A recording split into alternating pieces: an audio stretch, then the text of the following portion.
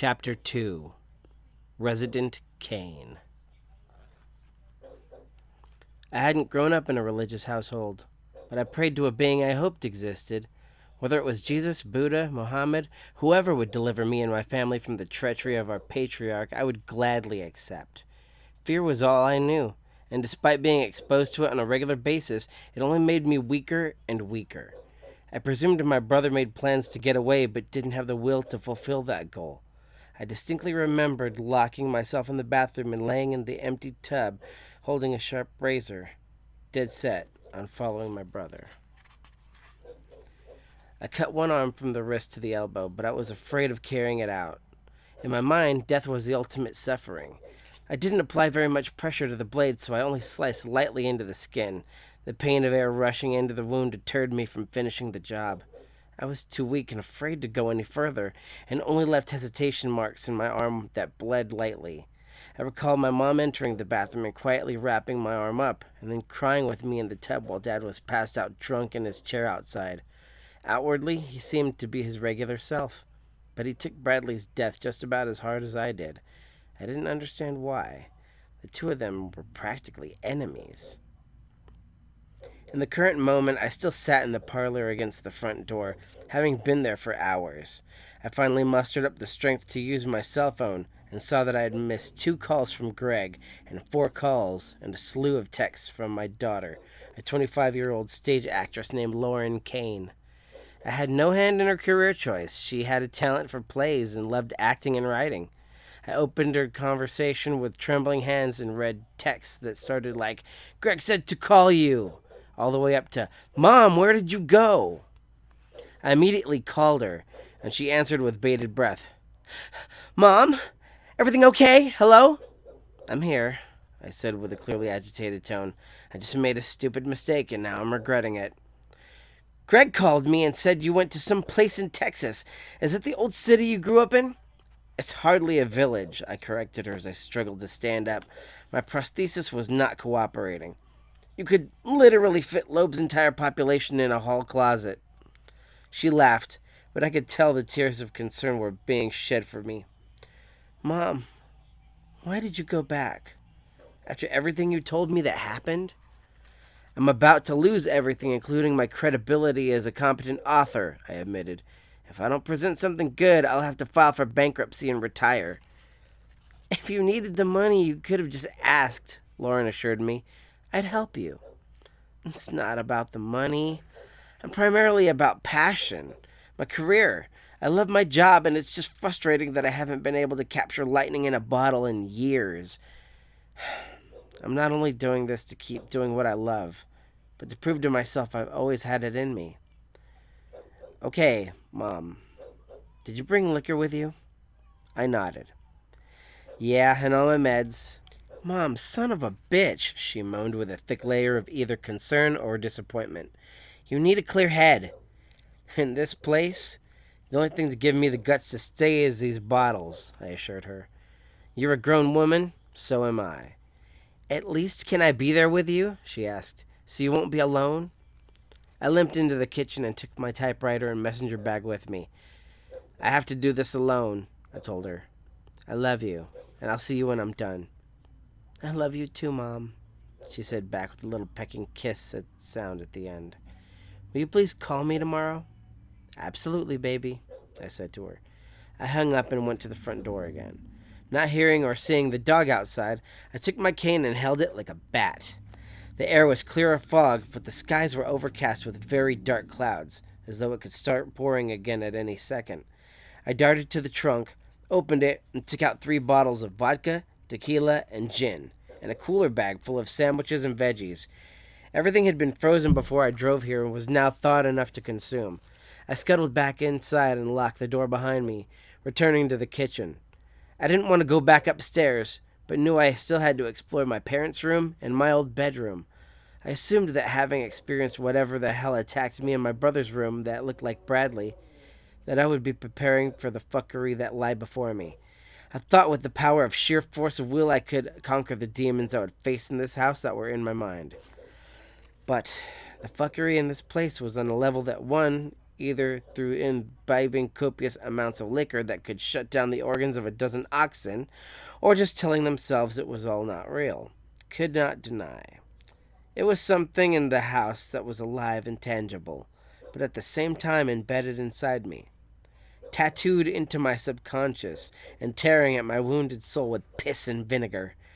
What was this fresh hell I was willfully submitting myself to?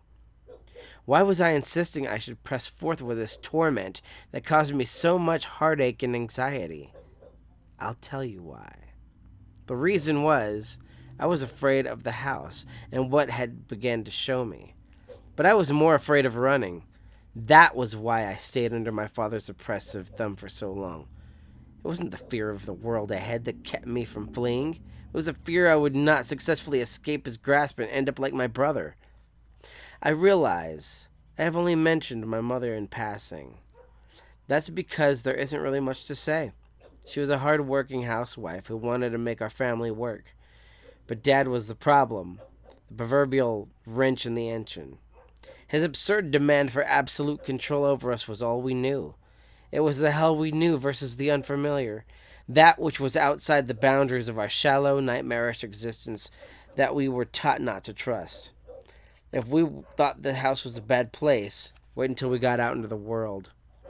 Sounds ludicrous to the average person from the outside looking in, obviously, but you won't understand the reason someone would stay in such a vile situation until it was all you knew. And for the record, I pray to every cosmic force in the universe, both holy and unholy, that no one experiences that again. Ever. I overcame my fear of the second floor with a little help from the run and went up the staircase on a self-imposed triple dog dare. When I reached that second floor, I noticed everything was harder to see.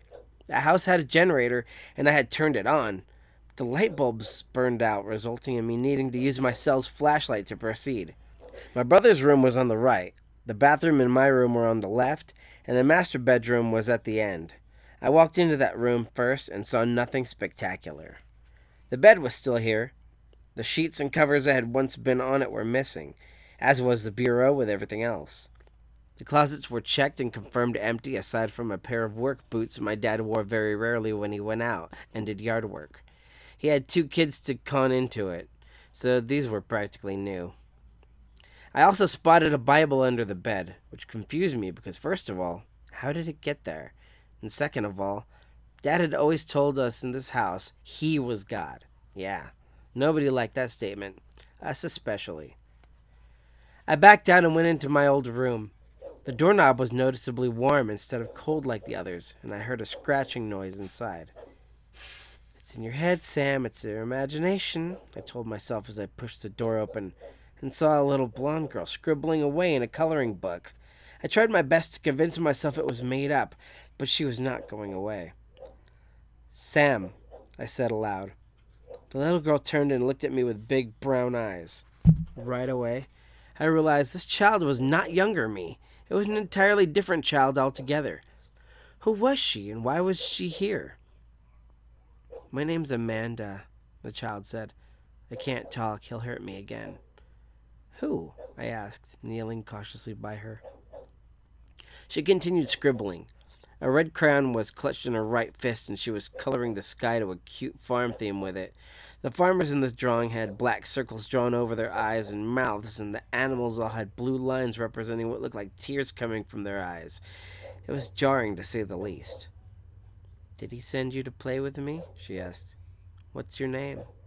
I choked on a reply, starting to get scared. Sam. My name is Sam. She gave me a green crayon. You color the grass, she said calmly, and went back to making the sky look like end times. I seriously cringed when the crayon was in my palm. I reluctantly knelt by her. Green is my favorite color, I said, and began to lightly shade the grass in the coloring book. How long have you been here? She shrugged as she continued to fill in every single gap of white between crayon strokes.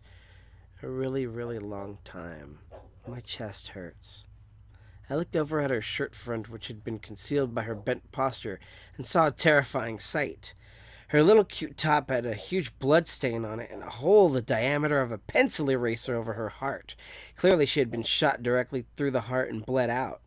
Her eyes were brown, yes, but had a cloudy appearance and suddenly that reminded me of a dead fish. She looked at me. Please don't go. Everyone says they'll stay, but they all leave. I stood up and looked down at her. My inability to find a single question appropriate to ask was only matched by my fear. I then blurted out, "This is my room. You're safe here." I convinced myself that I was talking to an empty room. But maybe, just maybe, I had some degree of control in the scenarios. I kept that crayon in my hand and walked out of the room, closing the door firmly and standing in the darkened corridor. I opened the door again after a few seconds, and sure enough, a completely empty room aside from a desk and a bed. No little girl ghost. I retreated back downstairs and retrieved my gear, putting it in the bedroom and setting up the typewriter. I opened my journal, paused for thought, then began typing. Approximately 2 hours in, my phone began vibrating and I answered it to hear Greg on the other end. "Yes?" I asked. "How's the retreat going?" Greg inquired. He sounded like he was driving. I continued typing and paused every time I spoke. "Better than expected. I ran into what?"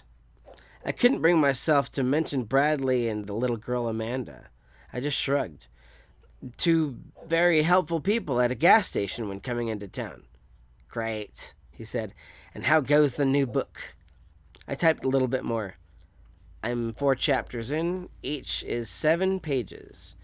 Care to give me a preview?" he teased.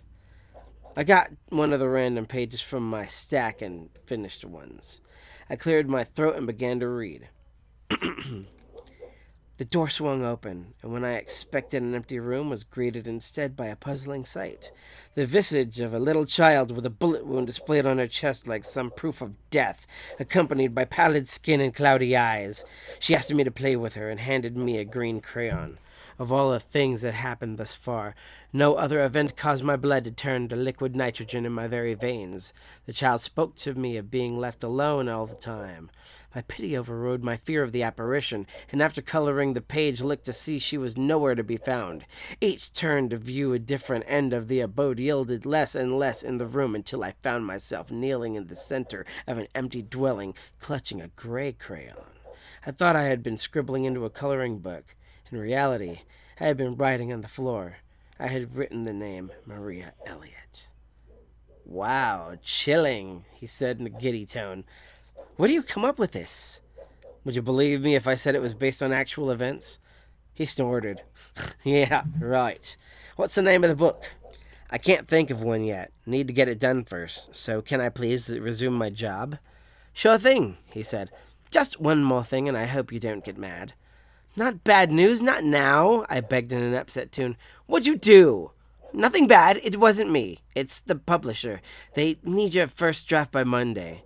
My jaw hit the floor. "That's the day after tomorrow." "I know, but I figure as long as the first half is good, then the rest can be random bullhorn to pad it out." "Samantha Nicole Kane does not pad out her books," I snapped.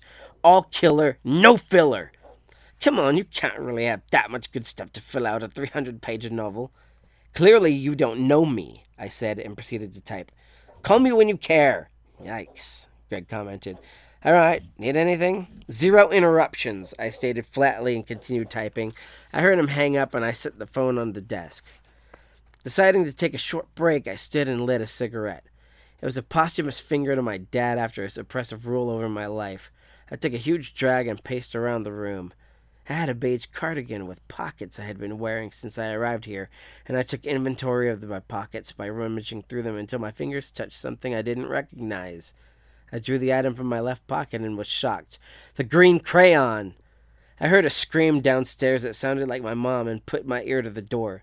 It was a fight my parents had multiple times over my mom trying to do something, like cook dinner and Dad cutting her down.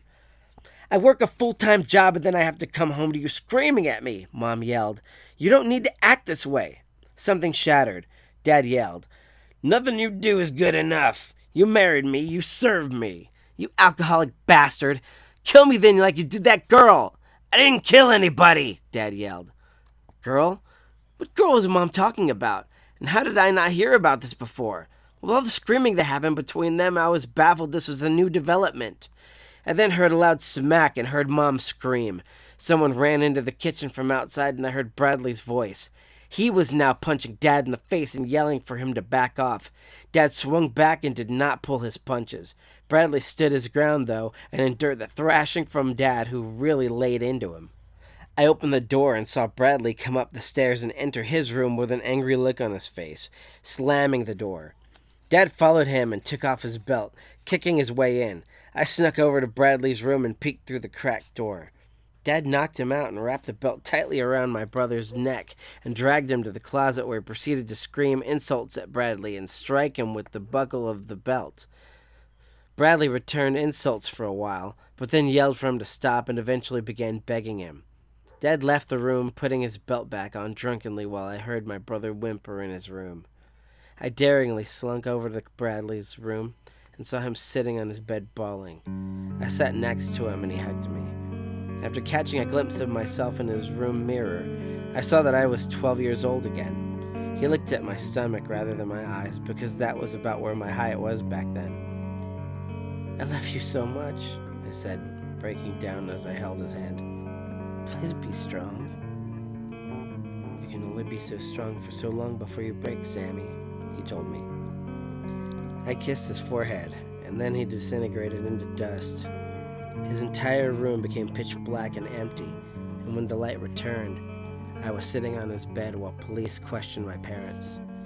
The coroner asked me to leave, and I happened to glance over at the closet and see Bradley hanging inside the way I'd found him. His post-mortem visage burned into my memory forever.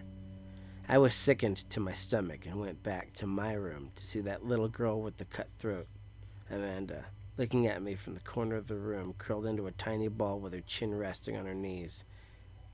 "I'm sorry," she stated in a heartfelt, soft tone. "I bet you loved him." "Bradley was my brother," I said, and then sat at the desk. I had my back turned to her as I spoke. "He was everything to me." "You can see him again if you come with me," she said in a noticeable rasp that had not been present before. I turned to see her and leapt out of the seat in a panic. Her body had shown noticeable signs of decay when I first met her, what with the eyes turning from brown to gray, and the bullet wound in her bosom looking more obvious. But now she looked worse. Her eyes were almost completely white, and her skin was the color of chalk. Dirt was caked up all over her arms and tiny little clothes, and her hair, it was not the pretty blonde stream of gold as before. Now it was dirty and coming out in patches with grubs feasting on her flesh. My stomach turned over many times as the little girl walked my way, her little Mary Janes clacking on the floor with every step. She dashed at me with hellish ferocity and bit into my left knee, but my prosthesis prevented any injury. I shoved her away and grabbed my cane once more to use as a weapon. I don't know what led to this little girl dying the way she did, but apparently she had her windpipe cut before being buried. I did not want to strike her out of pity for her, but I needed to defend myself. She lunged again, and I struck her in the head with the cane like I was striking a cue ball with a pool stick. She staggered back, but didn't appear fazed in the slightest as she continued to advance on me. I staggered for the door and found something was holding it locked. Amanda grabbed my left arm and bit me hard, forcing me to elbow her in the face. I hit her so hard that, to this very day, I'm sure I dislocated it. I broke down in tears and pulled violently on the knob as she closed the distance between us once more and bit me in the side through my cardigan. The shriek that came out of me was beyond human, and I found myself now turning towards her and holding her back by her wrists. I pulled a hand on her neck, but my finger slipped into the wound on her throat, the cold, dry flesh closing around my appendages in a way words cannot describe. The stench was legendary. My prosthetic leg failed me, and I collapsed. I clambered towards the closet and hid myself inside, slamming double doors hastily in my panic. Over and over, I told myself, this isn't real. None of this is. I looked up through the crack in the closet and saw nothing outside. In fact, all I saw was black as though the lights were turned off. I shakily lit a match and held it to the crack, seeing the pallid face of that dead little girl through the crack staring back at me. Dried blood now caked her lips and she had rotted teeth. Her hair was almost completely gone, and her left eye socket was empty. I retched and blew out the match as the flame crept to my fingers. I lit another one and looked, and this time, there was nothing. I screamed again as my cell phone suddenly rang, making me pee myself a little. It was my daughter. Sorry, Lauren, you alright? No, I'm not alright. You just texted me your suicide note, she cried. Mom, please don't. Whoa, suicide note, I yelled. I would never, not in a million years. Then why would you say such ugly things, she tearfully asked. You're breaking my heart. I swear to God, Lauren, I didn't send you any text. I'm working on my story and have my phone on my... I recalled the little girl Amanda had appeared by the desk. On my desk. I opened up my chats and looked for the conversation in question. Sure enough, there was a simple text from me that had been sent from my phone. I'm ending my miserable life. Thanks for ruining it. Sincerely, Mom. Sweetie, I did not send that, I said matter-of-factly. I swear, I still love you, and I will never do anything to hurt you. Mom, she said softly through her tears, I'm on my way there. You can't stop me. It's too dangerous here, I pleaded, but she hung up on me. Lauren? Baby? Lauren! I hurled the phone against the wall and cried alone in that closet for what seemed like hours. I definitely did not have any plans to kill myself, and I was going to have to find out what happened to this house after I moved out. I had a horrible feeling my dad was the infamous Loeb Ripper, but I needed to prove it before I could believe it.